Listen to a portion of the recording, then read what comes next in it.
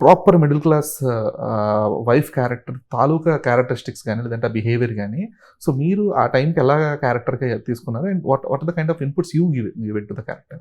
అంటే definitely director గారు చెప్పినవి చాలా ఉన్నాయి. అలాగే శివాజీ గారు చెప్పినవి కూడా ఉన్నాయి. కానీ ఏంటంటే ఇన్‌బిల్ట్‌గా ఒక ఒక ఒక ఫీమేల్ కదా!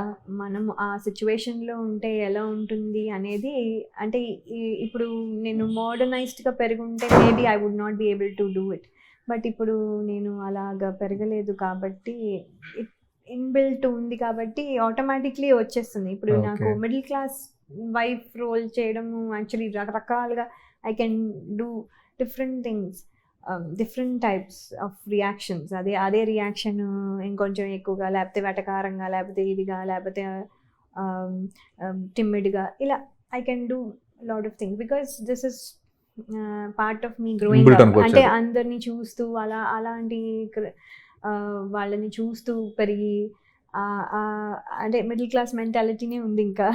So what ever okay. Stage you go అక్కడే ఉంటుంది మైండ్. సో అవి ఈజీగా చేయగలను.